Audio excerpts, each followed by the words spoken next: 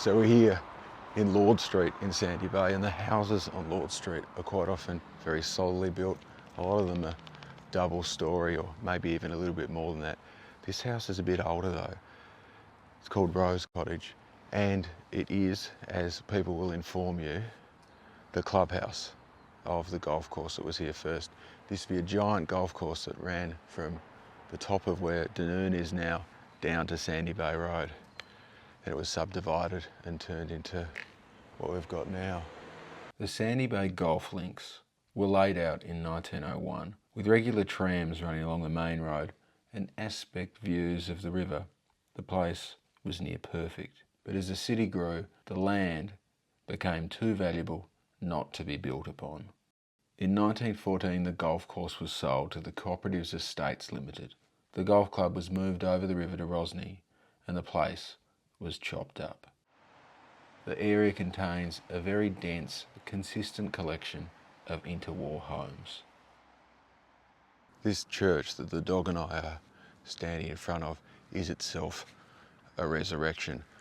It was built somewhere else in Hobart originally before being pulled down and put back together here in Sandy Bay. The foundation stone of the Mariners' Church was laid in 1870. Initially popular, attendance dwindled over time. By 1915 it was being used for storage, and the Marine Board, who owned it, were preparing to destroy it in order for the land to be used for something more financially productive. In 1917, as the golf links estate was underway and the need for a church in the area came along, arrangements were made for the Mariners' Church to be carefully dismantled and put back together in a new place, renamed St Peter's Church.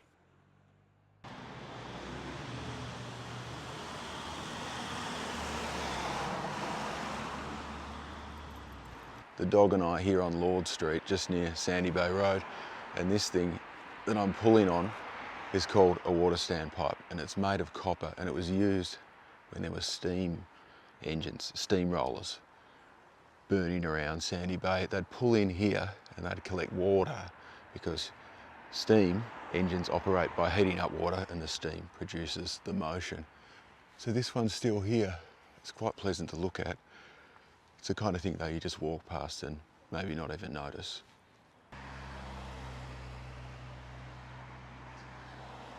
The ashlar sandstone corner post is alone now, but it was one of many that linked up along the road. Some of the others exist divorced from this further along. Next to the post, and resembling a micro cottage, is the disused gas pump house. Hobart had reticulated gas as early as 1857.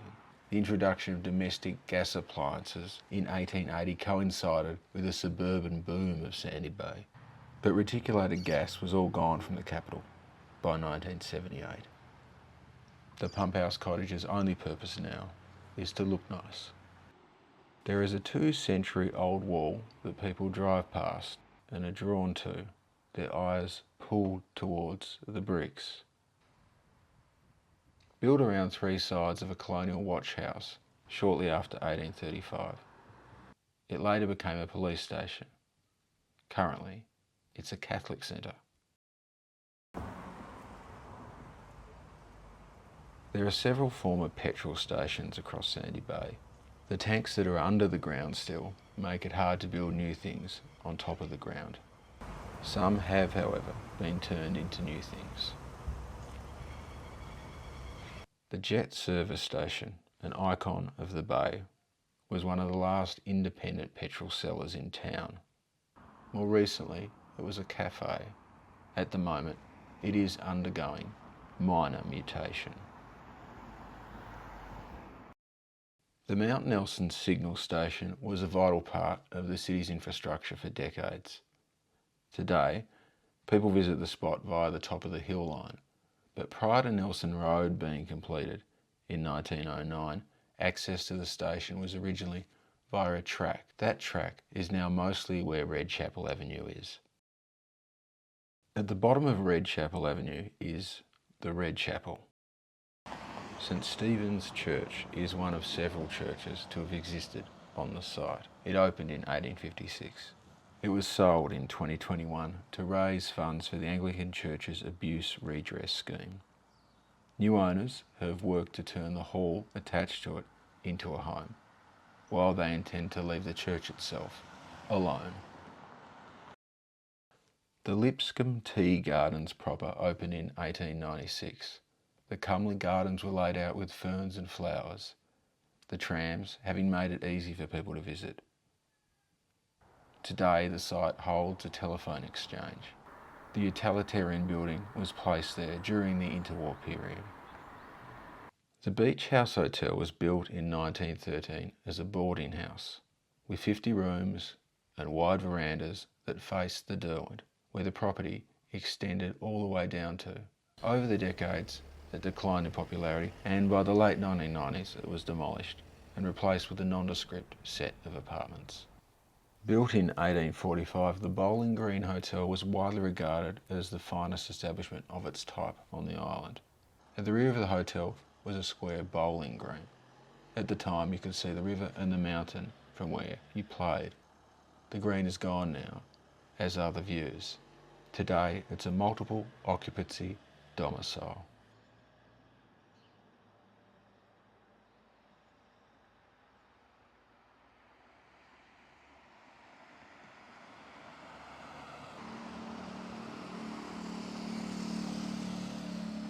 Riverview Inn was originally known as Porter Hill Hotel, first licensed in 1856.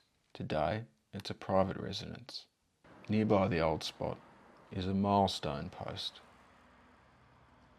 The road marker is from the post-war but pre-decimal period. On one side it indicates 4 miles to Hobart, on the other 59 miles to the Huon Valley. It's from a time when Sandy Bay was still the common route to Huonville.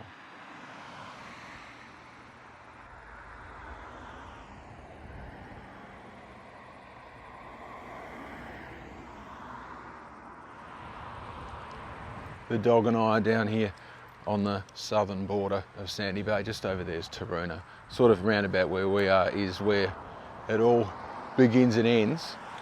Up there is Porter Hill, and that's the hill that Fort Nelson and Dorney House are up on the top of.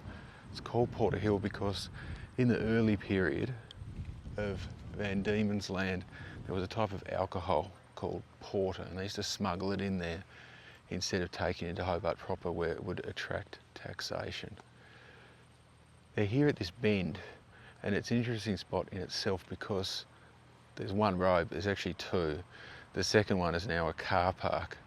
That was the main road, and the bend that it's on, that all these school buses going down to Taroona High go back and forth along, used to be called Suicide Bend. Obviously that wasn't its official name, but that's just what people used to call it because it was so dangerous. It was too sharp and too steep down the side, and vehicles kept falling off. So they came along and they filled it all in, and that enabled them to straighten out the road. And that's what we've got now.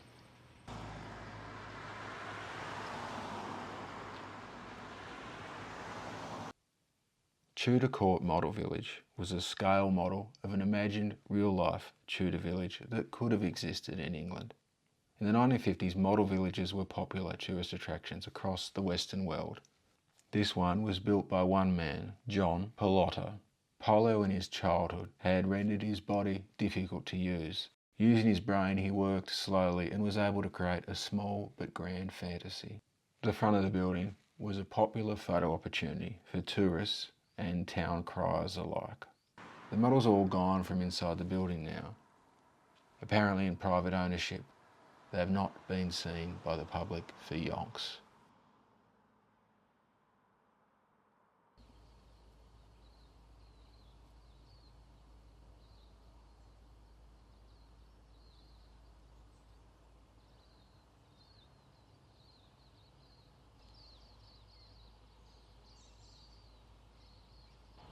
Some stories are so horrible that the only way you can conclude them, to vanquish all the evil, is to have a giant explosion.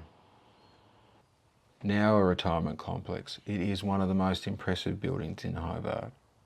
Mt St Canice was built as a Roman Catholic convent established in 1893. Run by the Sisters of the Good Shepherd, they took in women who had been shamed by society of that time for getting pregnant or doing other things involving intercourse. Upon coming into the facility, these vulnerable women were shamed again and forced through abuse to do laundry in exchange for room and board. The Magdalen Laundry was one of 10 in Australia. The workhouses were a kind of unofficial prison, where women were punished under the guise of them being immoral and a danger to broader society. The people who went into them through desperation found it very hard to leave. Some stayed their whole lives. Females as young as 11 were usually forced to give up their babies for adoption. On the 5th of September 1974, workmen were testing a new boiler that they'd installed. Something went wrong. The whole place exploded. Debris was driven over 1,000 feet towards the clouds. Windows cracked apart for blocks. The boom ran clear across the river. 7 people died at the scene and 1 more in hospital. 17 further were injured, several seriously. Mt St Canice bombed itself out of existence, but the people who were held there are still with us. These people were some of the forgotten Australians. They are the survivors of approximately 500,000 children who found themselves in institutional or other out-of-home care in the last century. To date, this group of people have not been properly recognised or redressed by the Australian government.